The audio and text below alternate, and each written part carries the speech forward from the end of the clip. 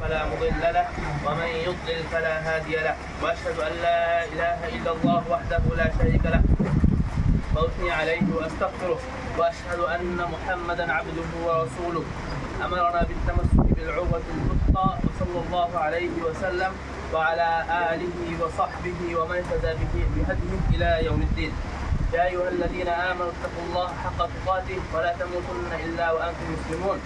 يا أيها الناس اتقوا ربكم الذي خلقكم من نفس واحدة وخلق منها زوجها وبث منهما رجالا كثيرا ونساء واتقوا الله الذي تساءلون به والأرحام إن الله كان عليكم رقيبا.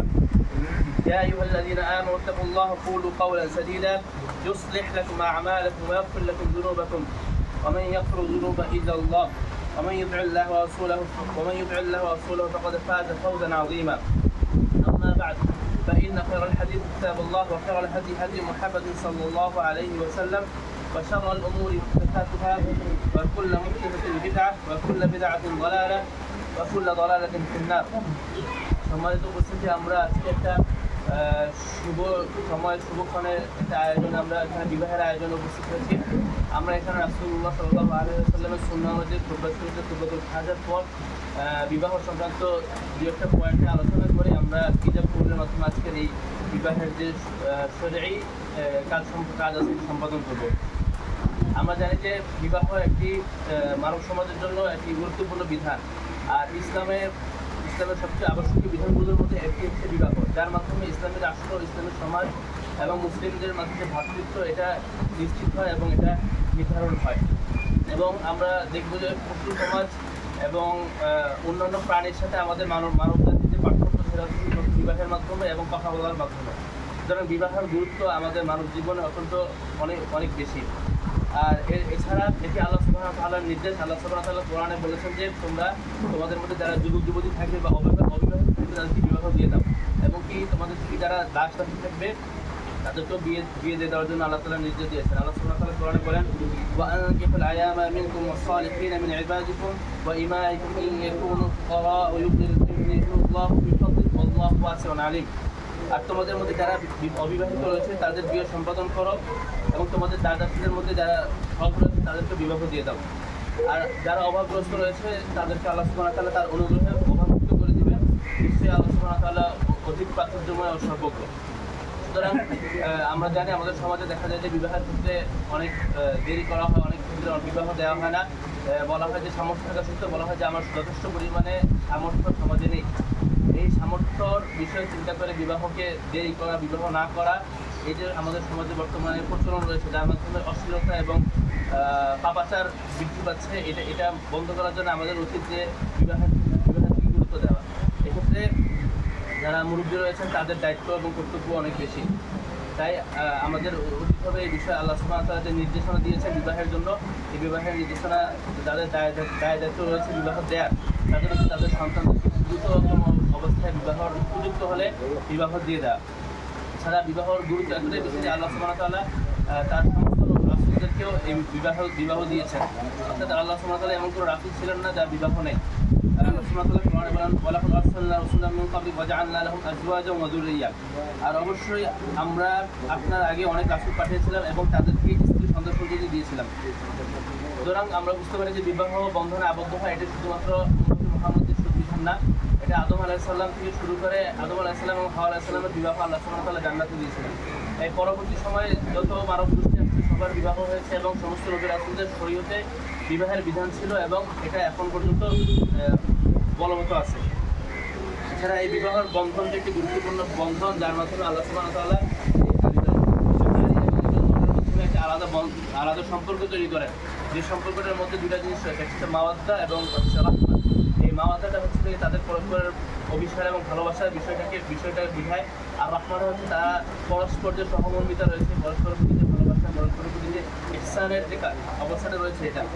আর এটা বিবাহের যে বন্ধন আছে এটা যখন হয়, এই বিবাহের যখন আবদ্ধ সম্পন্ন হয় তার মাধ্যমে আল্লাহ সুবহানাহু ওয়া তাআলা এই দুজনের মাঝে দিয়ে দেন। এছাড়া যারা অবৈধ সম্পর্কে থাকে তাদের মধ্যে এই ধরনের কোনো বন্ধন থাকে না, ফলে তাদের অবৈধ সম্পর্ক কখনোই সুখকর হয় না। তাই আমাদের উচিত গুরুত্ব দেওয়া। আল্লাহ সুবহানাহু ওয়া তাআলা কোরআনে বলেন ওয়া মিন আয়াতিহি আন খালাকা লাকুম মিন আনফুসিকুম আজওয়াজান লিতাসকুনু ইলাইহা ওয়া জাআলা বাইনাকুম মাওয়াদ্দাতান ওয়া রাহমাহ ইন্না ফি যালিকা লাআয়াতিন লিকাওমিন ইয়াতাফাক্কারুন।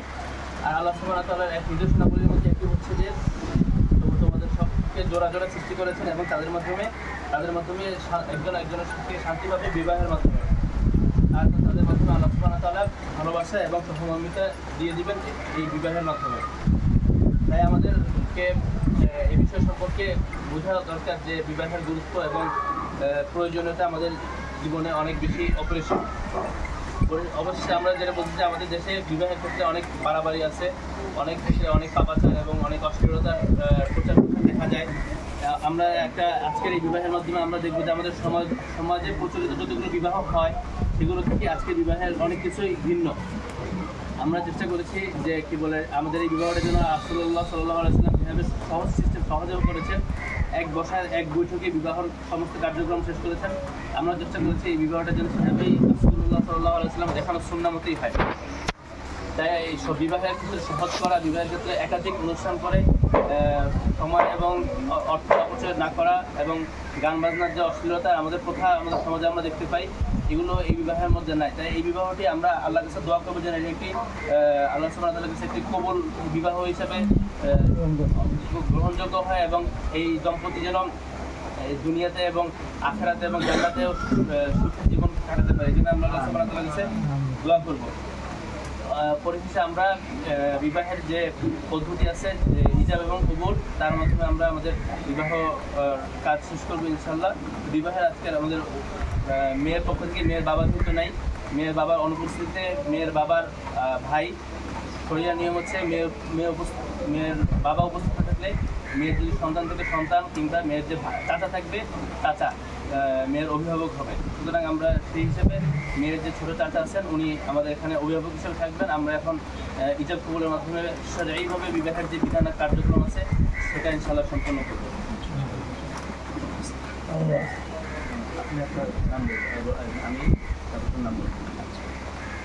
আমি আমির হোসেন। মেয়ের বাবা বাবার নাম বলুন। আমি আমির হোসেন। মেয়ের বাবা দেলোয়ার হোসেন। মেয়ের মা মেয়ের পক্ষে বাবা মোহাম্মদ দেলোয়ার হোসেন, মেয়ের পক্ষে মা মোহাম্মদ খাদিজা বেগম। কি বলে আমার বাইজি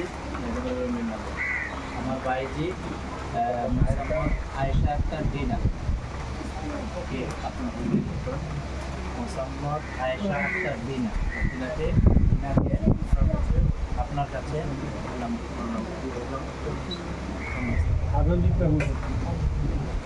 একরামুল ইসলাম 2 লক্ষ টাকা উমরা বাবদ মোহরের বিনিময়ে বিবাহ প্রস্তাব করছে। একরামুল ইসলাম আলহামদুলিল্লাহ। এই ইয়ার মাধ্যমে বিবাহের আগ সম্পন্ন হলো। আগের শেষে রাসূলুল্লাহ সাল্লাল্লাহু